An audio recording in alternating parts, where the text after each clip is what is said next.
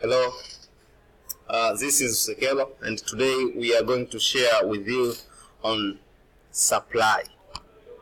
What is supply?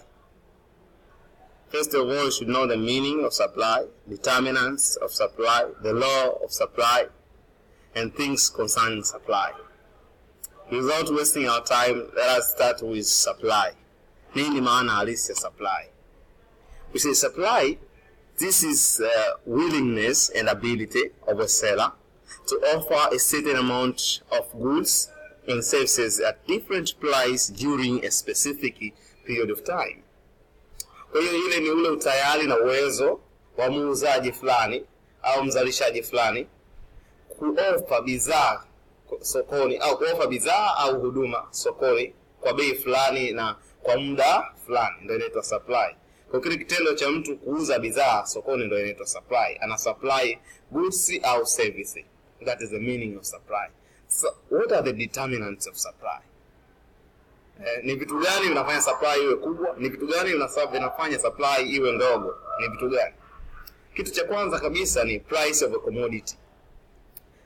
Price inapokuwa kubwa sokoni, basi uwezo wa supplier kusupply bidhaa unakuwa ni mkubwa, kwa sababu anakuwa motivated, kwa sababu tu price ipo juu. Kwa hiyo bidhaa yake ataiuza kwa bei nzuri.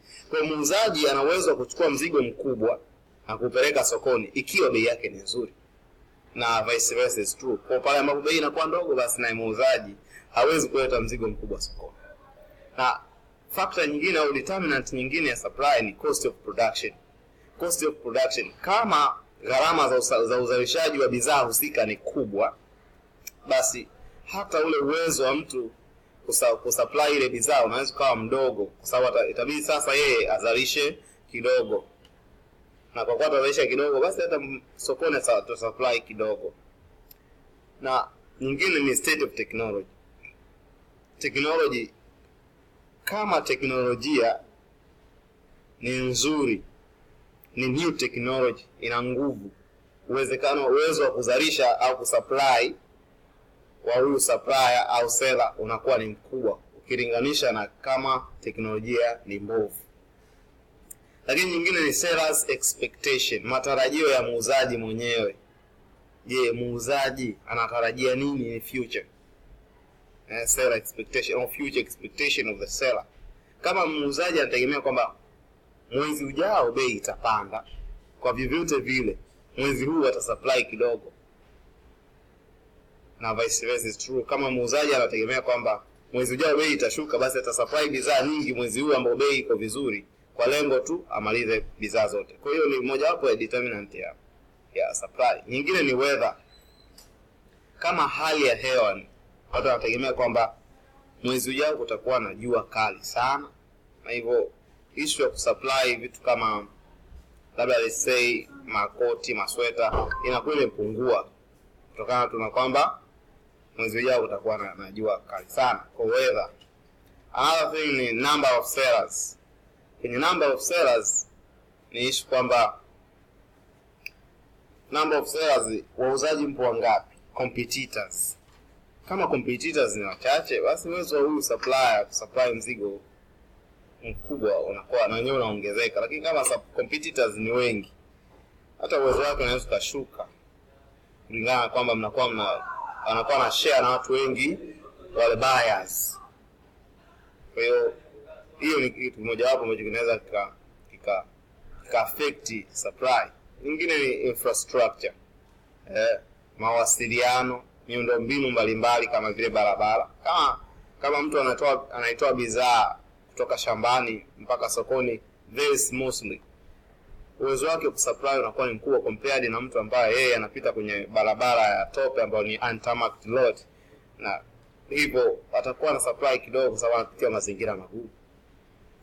Na factor nyingine ya mwisho ni taxation, au determinant ya mwisho ni taxation. Kama tax iko vizuri, vyovyote vile mtu anda supply kwa kiwango kikubwa. Lakini kama wanachajiwa kodi kubwa kwenye bidhaa fulani, hiyo bidhaa supply yake inakuwa ndogo kwa sababu cost inakuwa ni kubwa. Baada ya kuona tumeangalia determinants of supply, now tuangalie sasa the law of supply. Law of supply inasemaje? Ikiwa last time tulisema law of demand inasema other thing being constant, the higher the price, the lower the quantity to be demanded in the market, and vice versa is true. What about the law of supply? Yenyewe inasema other thing being constant, the higher the price, the higher the supply, and vice versa is true. Kwa hivyo pale ambapo bei inakuwa juu, huyu muuzaji na yeye anakuwa motivated kusupply bidhaa nyingi zaidi. Ukilinganisha na bei inapokuwa chini, huyu muuzaji na yeye anashusha supply kwa sababu anakuwa apata faida. Kwa hiyo yote vile ataanza kuzalisha kidogo, au ataanza kuleta sokoni bidhaa kidogo kwa sababu bei ni ndogo. Kwa hiyo ndio law of supply. Sasa baada ya kwanza tumeangalia law of supply, kuna kitu kinaitwa supply curve and supply change. What is supply curve? Supply curve, this is a graphical presentation of the relationship between quantity supplied and the price of a commodity. Sasa kwa hiyo hii ni presentation ya uhusiano uliopo kati ya quantity supplied na bei ya bidhaa husika. Ndio inaitwa supply curve. Kwa unapofanya graphical presentation, unapoweka kwenye graph ile bei na bidhaa iliyohitajika sokoni, basi hicho kitu na bidhaa ambayo ilikuwa supplied sokoni, hicho kitu inaitwa supply curve. Ile presentation agency hiyo kama mchoro unavyoonyesha hapo ndio inaitwa supply curve. Now, supply schedule. Supply schedule, this is a tabular presentation of the relationship between quantity supplied and the price of the commodity. Kwa hiyo kinyume tu ile pale. Ile pale kama ni graphical, hii ni tabular.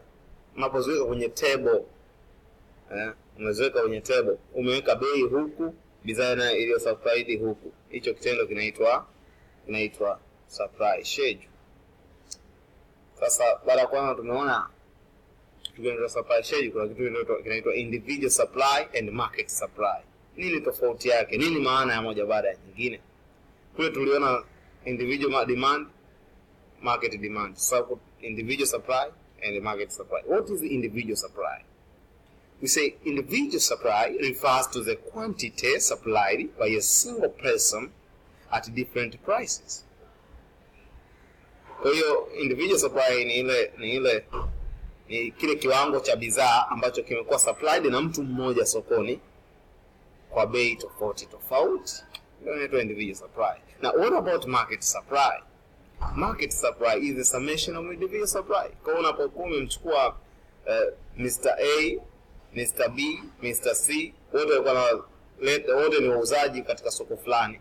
Unapojumlisha ile supply yao kwa pamoja, hicho kitu ndio kinaitwa market supply. Ile total yake, summation of individual supply, ndio inaitwa market supply. Then baada ya kuona tumeona market supply, individual supply, tunaangalia kipengele kingine ambacho ni change in supply and change in quantity supply. Nini maana? What does it mean by change in supply? What does it mean by change in quantity supply? Starting with change in supply.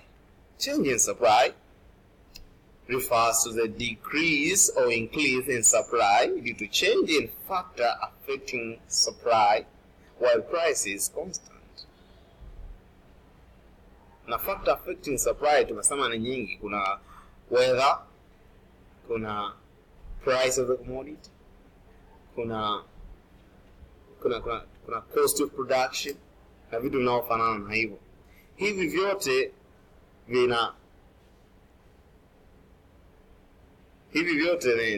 moja kati ya vitu ambavyo vina affect supply. Or change in supply ni nini sasa? Change in supply refers to decrease or increase in supply due to change in factors affecting supply while price is constant.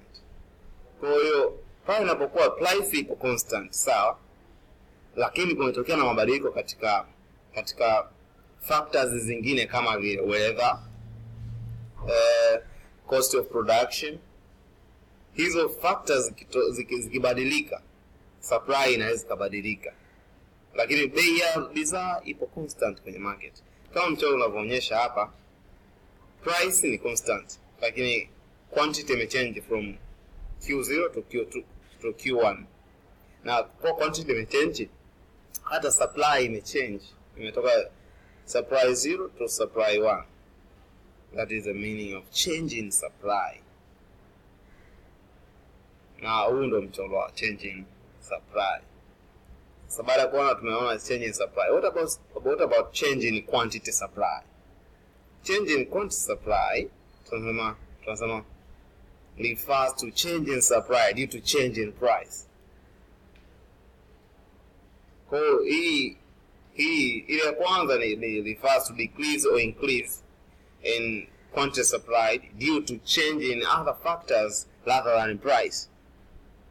Lakini change in quantity supplied refers to decrease or increase in supply due to change in price, wakati zile factors zingine zime constant. Kwa bei inapobadilika, kitu kinachotokea pale kinakuwa ni change in quantity supply. Kwa sababu bei imechange, yote vile na quantity ita change. Kama mtu alikuwa na uwezo wa kusupply mzigo wa shilingi 2000, bei imeshuka, basi uwezo wake wa kusupply itakuwa mzigo 1000. Kama mchoro unavyoonyesha hapa, bei ilipokuwa price 1, alikuwa na uwezo wa kusupply quantity 1.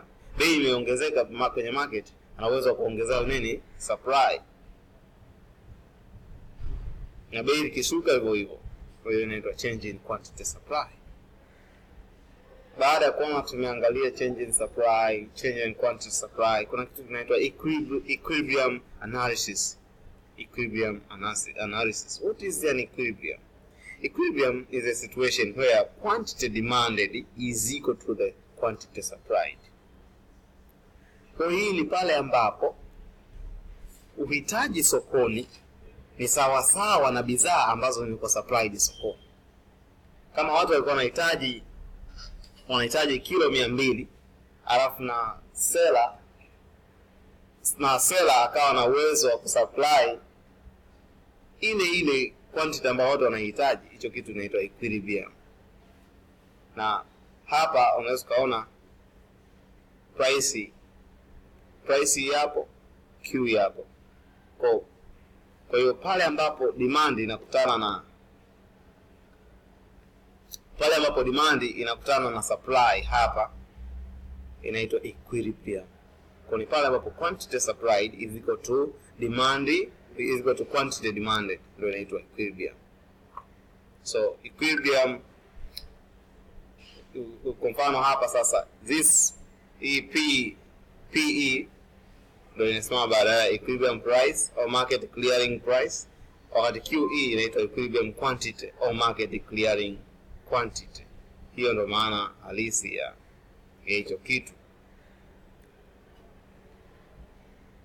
Na baada ya kwamba tumeona hapo equilibrium ni nini na vitu vinavyofanana na hivyo kwenye supply, baada ya kwamba tumeona hapo equilibrium, sasa tunahamia kipengele kingine ambacho ni price control. Nini maana ya price control? Price control, this is a government setting price either below or above the equilibrium price. Pale ambapo serikali ina set price yenyewe, hicho kitu kinaitwa price control. Either hiyo price iwe above equilibrium price au iwe below equilibrium price, serikali inaposet hicho kitu kinaitwa price control. Na set kwa maksudi maalum. Ndio hapa sasa nauliza, why price control? Kwa nini serikali inaamua kuset price? Cha kwanza ni to protect the interest of consumers and producers and consumers.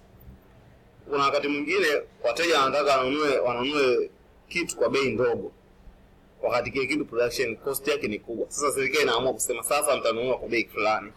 Au kuna wakati mwingine wauzaji wanataka au producer wanataka waweke bei juu, wakati in reality bei ya kile kitu ni kiasi fulani. Sasa serikali inaamua kwamba sasa mtauza kwa bei kadhaa, kama kwenye mafuta anavyofanya.